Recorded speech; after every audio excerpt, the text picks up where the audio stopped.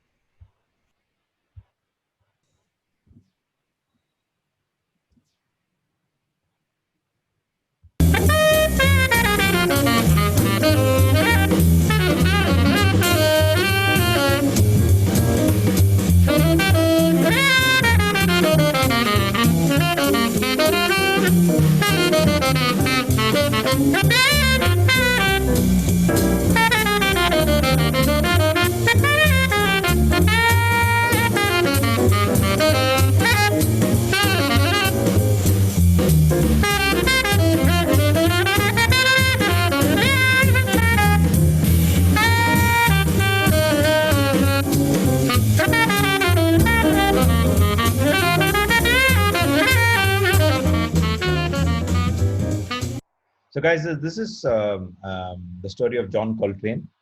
No introductions needed. He's one of the greatest jazz musicians who have lived, left us a great legacy of music that thrills us to this day. And like I do others, we basically will do this through music. So he was born in a town called Hamlet, North Carolina in 1927. And apparently, Hamlet was a really small town. And by the time he was a teenager, he had lost his father. A bunch of relatives had died. Mother was in straitened circumstances. So they moved to Philadelphia. And there he was in school learning the saxophone, picking up pocket money by playing in bars. Anyway, he and his friends, used to go looking for music. And one of his friends is a jazz musician, not of the same caliber, but a guy called Benny Golson. So he recalled that once he and Coltrane were at a hall, this is called the Academy of Music Hall in Philadelphia, when Dizzy Gillespie and Charlie Parker, the two guys who essentially created bebop, this highly individualized style of playing jazz away from swing. So when they came to play, and apparently they heard this thing called Night in Tunisia. So as Benny Golson recalls, they were sitting on these cheap nosebleed seats up in the balcony, listening to these two cats ringing in the changes. And what they heard essentially apparently just blew their minds off. So let's just try and listen to what is it that these two guys heard that night.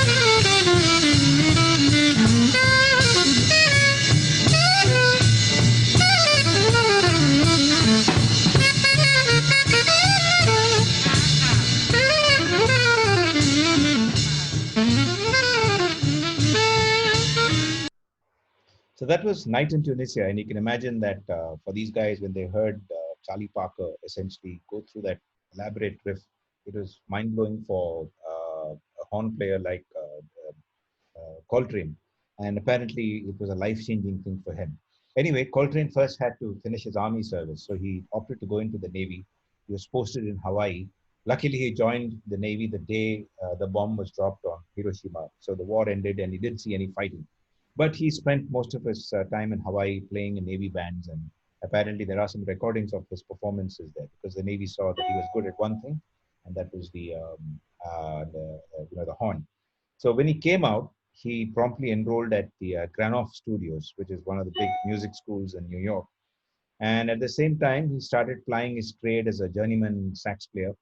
So the records show that he switched from gig to gig, where you show up, pick up your horn, blow hard, drink hard, go home, and do it again the next day.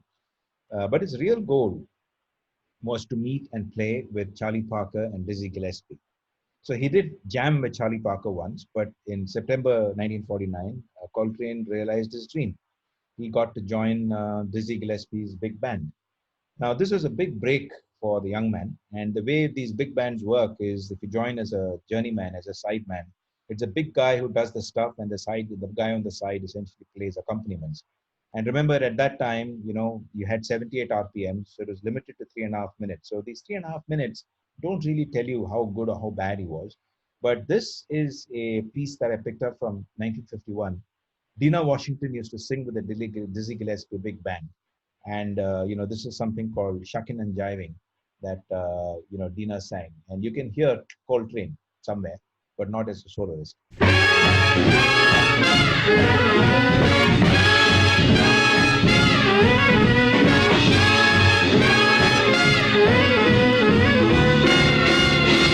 Now, girls, be careful.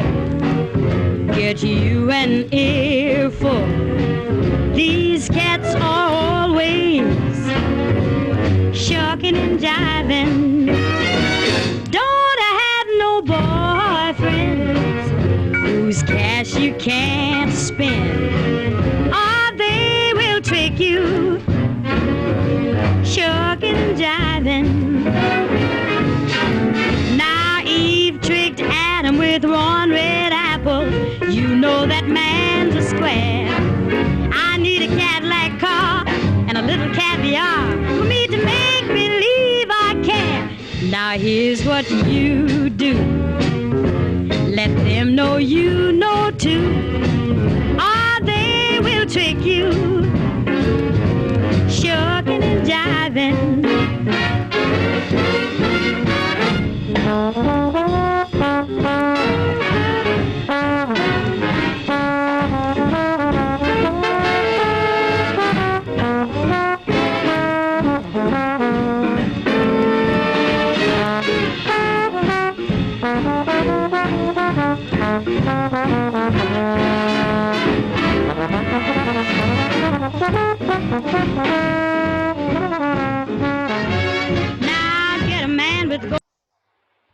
So that was Dina Washington singing Shuckin' and Jiving, and you could just hear, Coltrane here and there playing the horn. Now, just as spectacularly as Coltrane had broken into Dizzy's band, just as spectacularly Dizzy dumped him. And why? One word: cocaine. Dizzy had seen at first hand how Charlie Parker went to ruin because of his many addictions. So he had an iron rule: no drugs. So Coltrane, however, begged his way back in, but again, when Dizzy found out that Coltrane was still using, this time he threw him out, and this time he threw him out for good. So this happened in March 1951. Now, Coltrane was by this time a serious junkie. He was unable to kick the habit, but he was a very good horn player. So he got gigs with lesser known artists like Earl Bostic, Billy Valentine, Gay Cross. And when you listen to these guys, and you listen to Coltrane's work in these bands, you really wonder if this is the talent that we are doing this repeat show for. But then in 1954, something else changes. Coltrane manages to get onto the Johnny Hodges band. Now, Johnny had pedigree because he was earlier with the great Duke Ellington. So he took John Coltrane in. And Coltrane, but for his cocaine habit, was a very good tenor sax player by this time. So here is one with a nice solo by Coltrane. This is Johnny Hodges and his band playing Through the Night.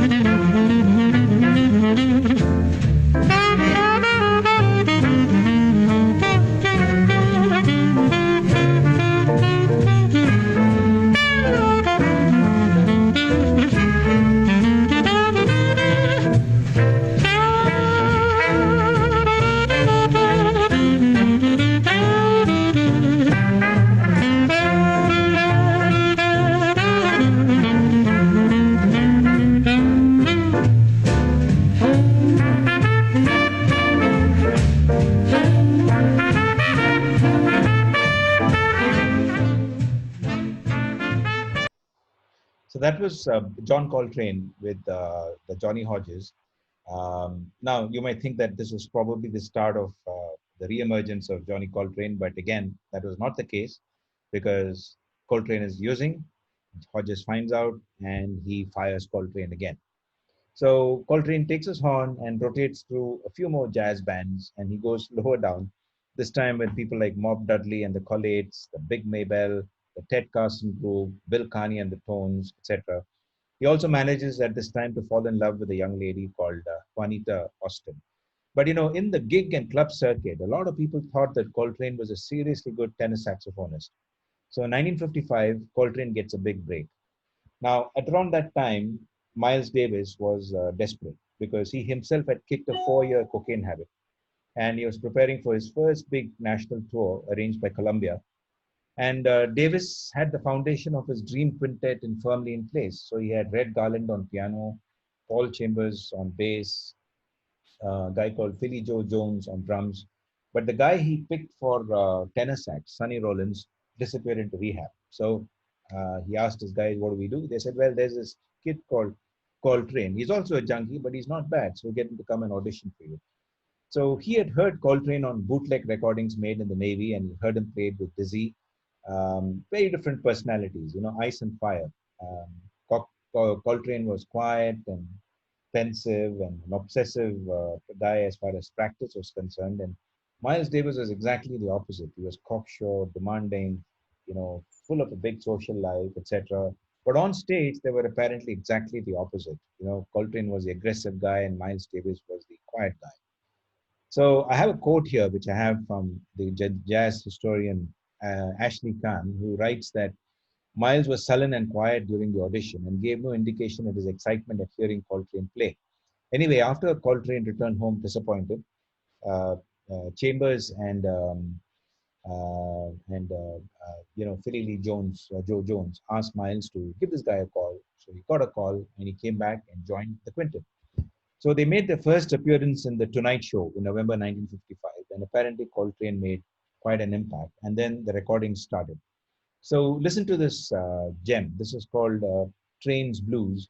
It's composed by Coltrane. It tells of their side-by-side effect where, Miles praises his solos and offhand chats. And then there's a drum roll, and then Coltrane comes in, and Coltrane is very assertive in tone and quite aggressive and in the piece. So this is called Trane's Blues. Just give it a listen.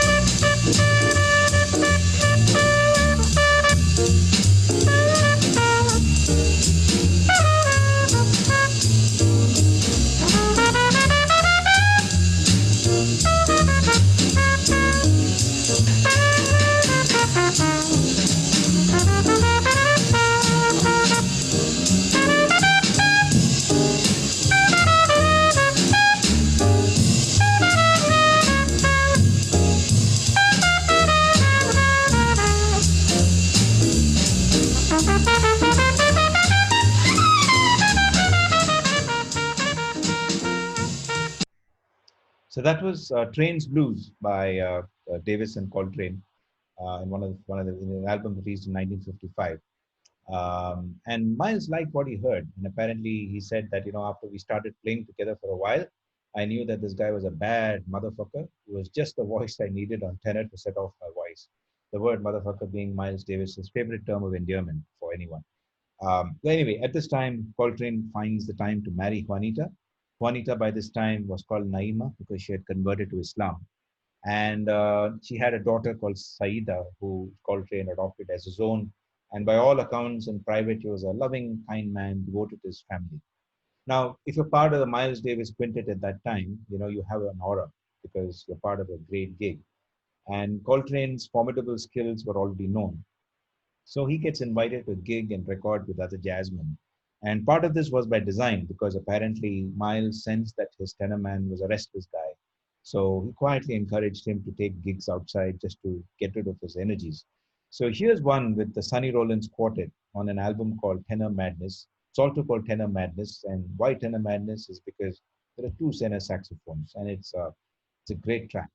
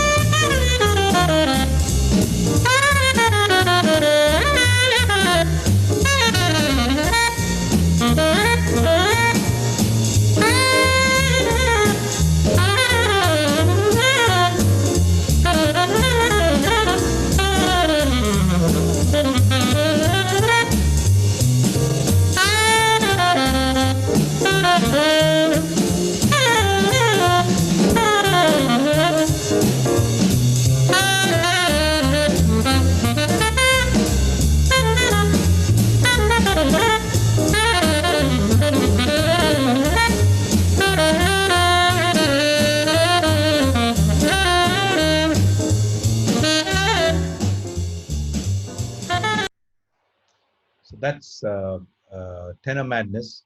By this time, LPs had come around, so you could play for 20 minutes. You were not limited to 3.5 minutes at 78. Anyway, so he was by this time doing very well, and he was on a roll. Miles Davis was at that time, essentially the king of jazz in America. So the hits kept coming, the recordings kept coming. And so let me just play another track for you. It's called In Your Sweet Way. This was first played by Dave Brubeck, but it became a classic because of the treatment that Coltrane.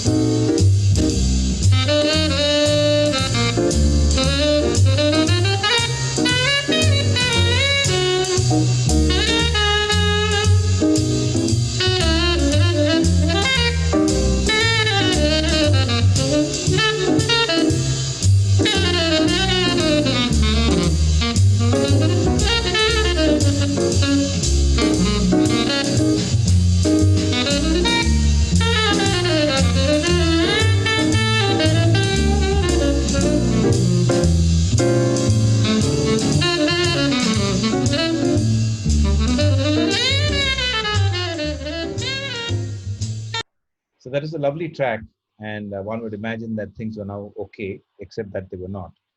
Um, Coltrane had not put his demons behind him, so he used to show up in gigs in rumpled clothing and picking his nose and nodding off and drinking at the bar. And Miles also used to cat around and drink and smoke and stuff. But when you came to a recording, you came with your hair combed, your shoes polished, and wearing a tie practically. So he was very professional. So he didn't like this. So apparently, in October 1956, at New York's Cafe Bohemia, the jazz club, after a performance, Davis, went at Coltrane for his appearance and tardiness. But Coltrane was high, so he was in a stupor, so he didn't respond with anything but silence. So apparently, Coltrane, Miles Davis, who was about a foot shorter than Coltrane, essentially reached up and slapped Coltrane on the head. And when he didn't respond, he then slugged him in the stomach, and Coltrane just slumped and fell. Now, anyone you would say with higher self-regard might have struck back or walked away, but Coltrane was a very humble, non-violent man. He had a young family and a big habit to support, so he desperately needed the money. And despite getting beaten up in public by Miles Davis, by his boss, he returned to Miles over the next few months. But Miles was really pissed off because Coltrane showed no sign of reforming. So in April 57, Davis ran out of patience and fired Coltrane and Jones for what he called their junkie shit. Now, this time it was serious. So, three of the most senior, most influential jazzmen had tagged him as a junkie. Now, jazz was full of men who were junkies, but they were junkies who were functional. They could get their shit together on stage when they performed. So, Davis went home in April 57 to Philadelphia, apparently shut himself in a room, and supported by Naima and her Islamic faith, his Methodist church, and his family, he just went absolute cold turkey.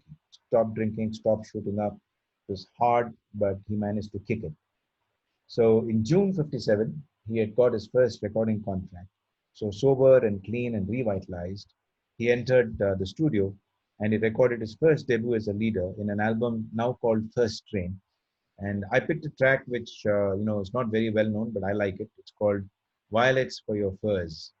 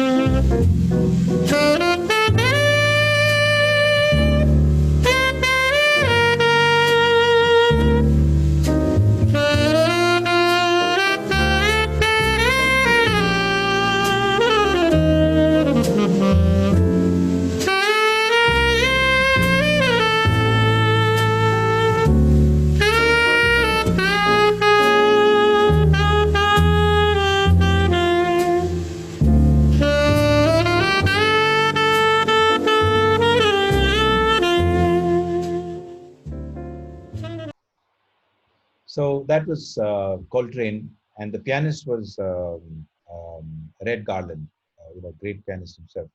Now something seems to have changed, from here onwards, because it's a new Coltrane, it's a new confidence, it's a new birth, and in his very next solo album, Now you've heard the slow, contemplative way in which, reflective way in which Coltrane plays.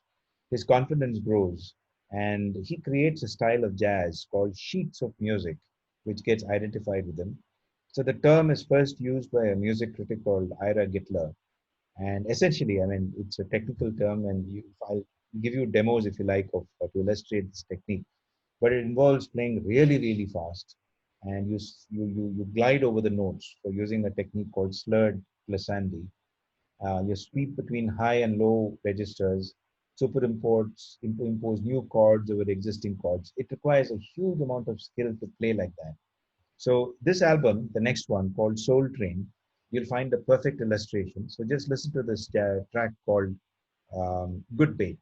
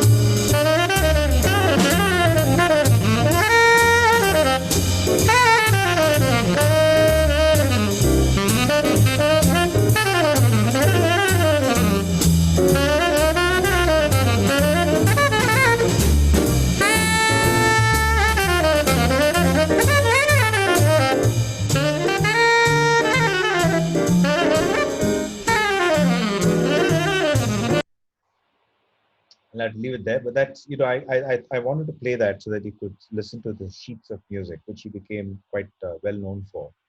Now, while Miles had kicked out Coltrane and had sent him packing and all of that, and on his way back, Coltrane had made a new friend, and he enjoyed a 6-month residency playing with Thelonious Monk in Manhattan's East Village. And that's where he honed these scale skipping flurries that defined his sheets of sound style of music. So what became, an attempt to grasp Monk's idiosyncratic approach to structure and rhythm became a crash course in flexibility. So much like his ongoing dialogue with Miles, Coltrane used to say that I could talk to Monk about musical problems, and he would sit at the piano and show me the answers just by playing them. So, Coltrane was a serious, serious music student. Now, as a result of this residency, another great partnership resulted between Monk and Coltrane, and there was some fabulous music. And while we don't have the time to play everything that he played, I have almost everything that these two guys recorded on LP. In 1957, there was a concert at Carnegie Hall. It was a huge success, but the tapes were misplaced at Impulse Records and were never put on disc. But they were discovered by accident in the Library of Congress. And in 2005 or 6, they released an LP out of it. And here is a track called Blue Monk. But when you get the opportunity, download and listen to another track on the same album called Monk's Mood, which is chamber music in its purest form. But just listen to Blue Monk.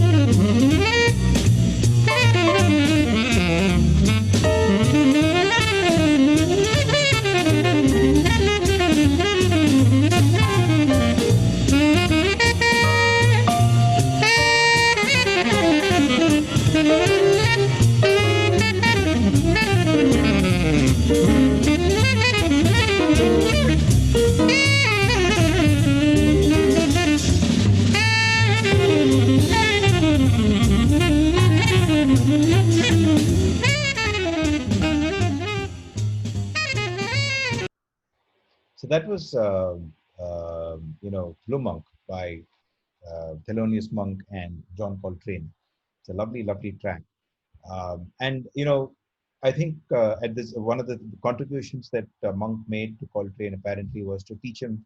He taught him how to play the saxophone again, but with all sorts of unorthodox fingering and changing his position of the mouth on the reed to find a way to actually play two or three notes at once and play the chords through his horn. So, Coltrane became a much, much better player after the 6 months he spent with Monk. Uh, and the other thing that happened at this time is that Miles Davis always respected Coltrane as a tenor man, so he resumed. He took Miles back, Connor Coltrane back, and this was a what can only be called a creative pressure cooker.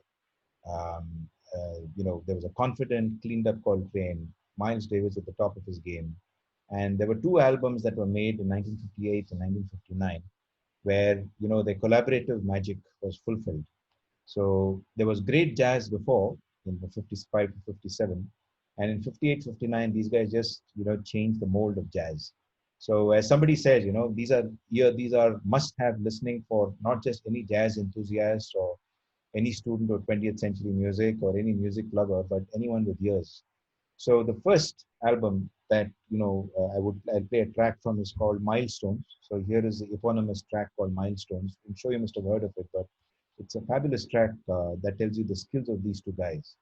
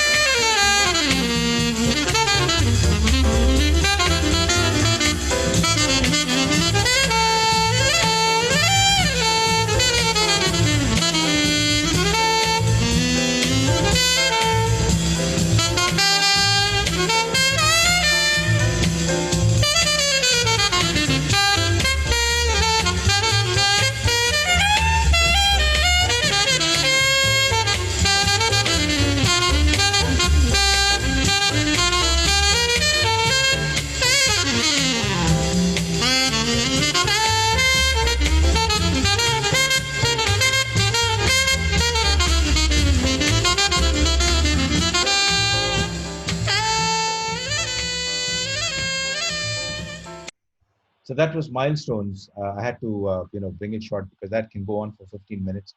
And the next album that Miles Davis made, where Coltrane was one of 9 great musicians who worked on it, was A Kind of Blue. I think I've said this before. Movies have been made about it. Books have been written about it. It's one of those things that, is there in the jazz pantheon and one of the greatest LPs ever made. So Miles Davis is, Kind of Blue. But there is a track called Freddie Freeloader on the same album, where I'll pick out the place where Miles Davis comes in, where Coltrane comes in, and it's very, very nice to listen to.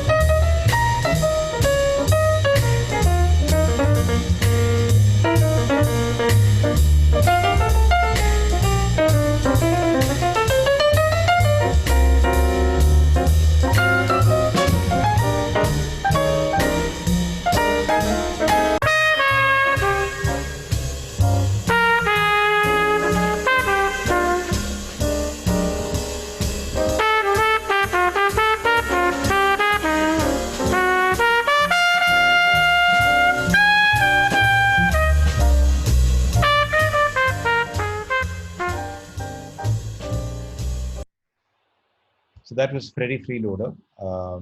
Coltrane wanted to find his own voice, and Miles knew it. Now, this was Kind of Blue was released, I think, in March, April 1959, and in May, June '59, Coltrane released his own answer to Kind of Blues, an album called Giant Steps. It's full of Coltrane's artistry, and the style of play could not be more different from what he did on Kind of Blue and what he's done on Giant Steps. So just listen to the title track from Giant Steps. It's called Giant Steps.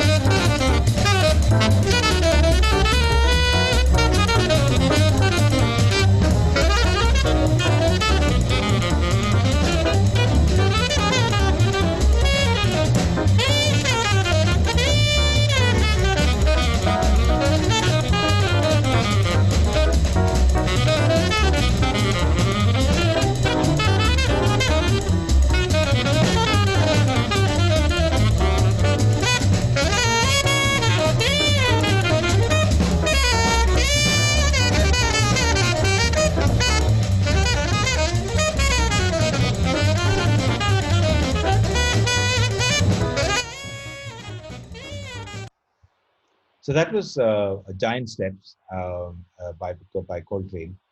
In 1960, he released an album called My Favorite Things, in which he plays the soprano saxophone, which is a reasonably rare instrument in those days. And Miles Davis had gifted him a soprano saxophone.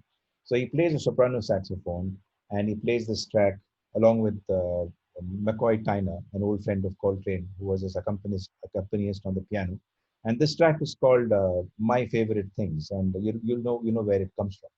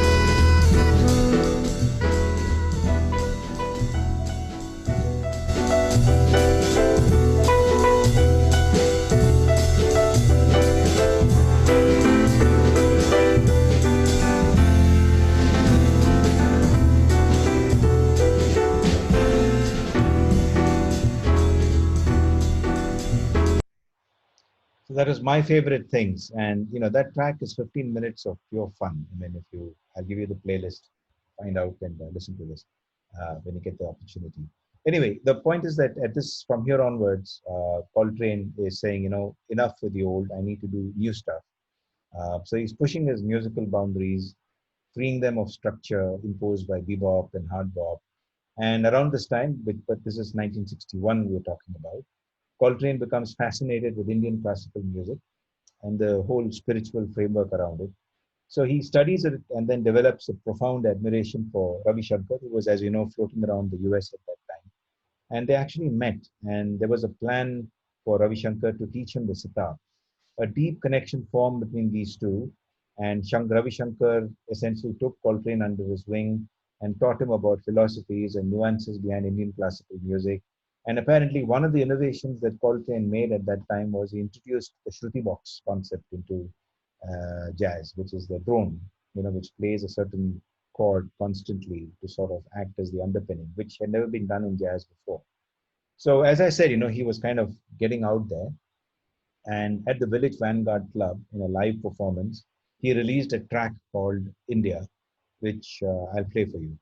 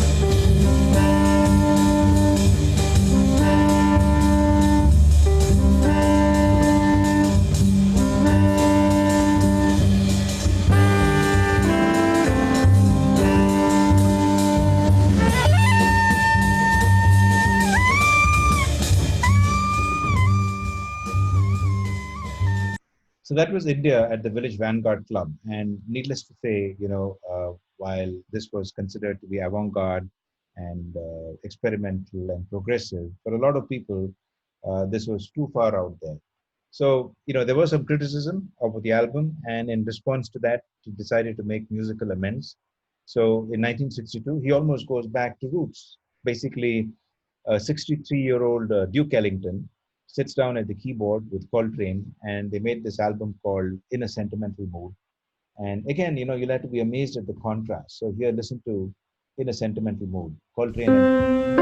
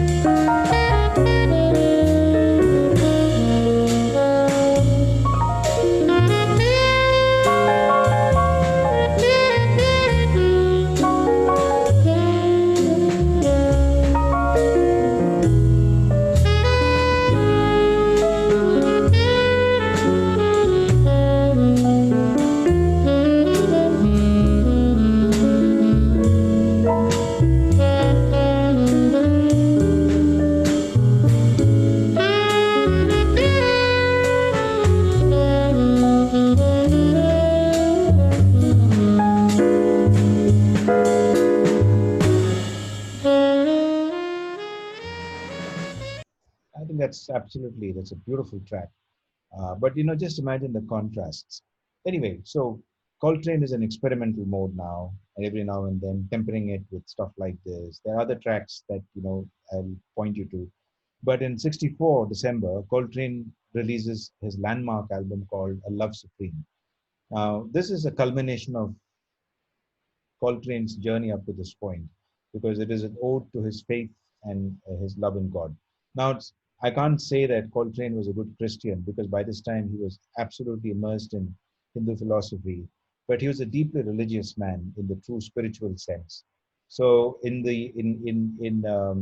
this album, basically consisting of four parts, the first part called Acknowledgement is quite lovely. I'll just play that for you.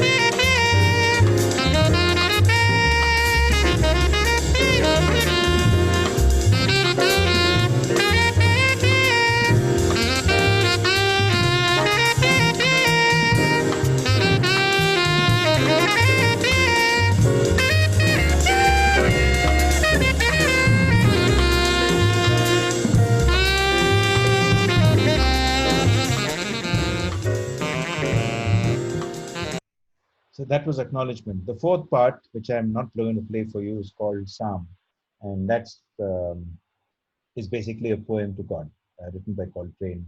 And the poem is printed in the album's liner notes, which you can give it a listen at some point in time. This is now getting to 65. He had been drifting away from Naima as his own life became more and more spiritual and more quote unquote Hindu. And in 1963, he leaves Naima. I mean, no bitterness, but he says, look, I need to do something, and he goes. And she's understanding and lets him go. But he takes up with this other woman called Alice McLeod, who's a jazz pianist, and has two children. So Naima and Coltrane divorce in 65, and he marries Alice. But he remains close to Naima for the rest of his life. And the two children that he has with Alice are John Jr., and then Ravi Coltrane, and Ravi named after not just me, but Ravi Shankar as well. Alice brought happiness and stability to John's life because they had kids, they had the shared interest in Indian philosophy, and they had, she was also a musician, so she knew what a musician's life was like. And in due course, they had a third child as well. Now, by this time, as I said, he was alternating between what we call, hard bop and later bop, and there's absolute free style stuff that he was performing. So here is an album which jazz critics rate as the worst jazz track ever made, and you have to listen to this.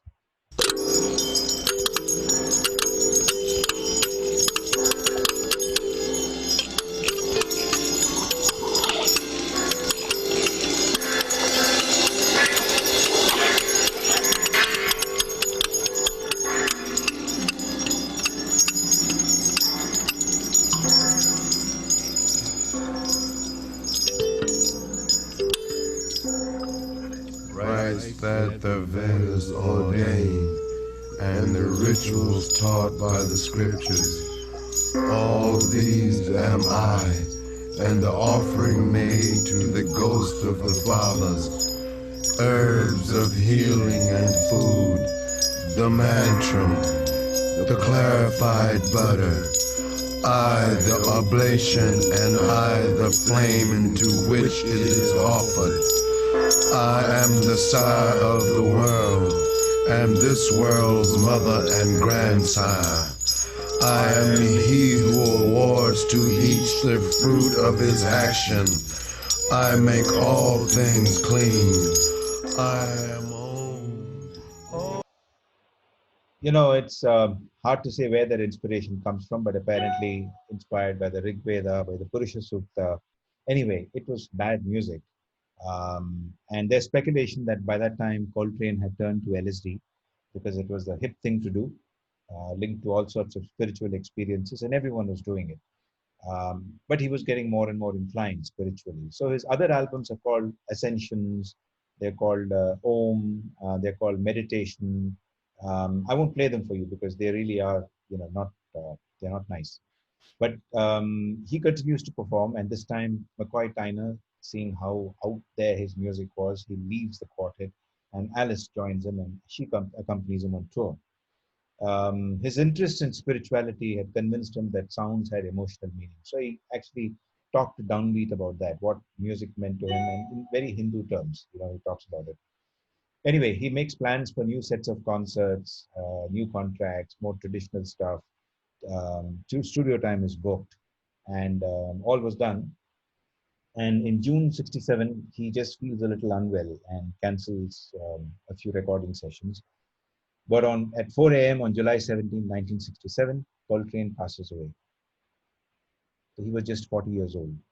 Possible cause, hepatitis, but nobody knows. So it makes me really sad to say this because, I think of all the lost possibilities. His young, growing family. Alice was the love of his life. He had an internship planned with Ravi Shankar in India on the sitar for a year. And there was his music and all the possibilities it offered. The jazz aristocracy came to his funeral. Nina Simone, everyone. They mourned the loss of someone so young. His wife Alice changed her name and became a Hindu nun and remained a Hindu for the rest of her life. John Jr. unfortunately passed away early, but Ravi Coltrane is a jazzman like his father, not on the same level, but he's a decent jazzman if you get to hear him. So when I first got to know Coltrane, I was fascinated and I thought, sometime in life I must talk about him. And when I've been doing these shows, that's essentially what I do, talk about these guys who I adore and revere. So I think it's best to leave Coltrane here to the strains of the first track from his Soul Train album, which is lovely. And it's called I Want to Talk About You.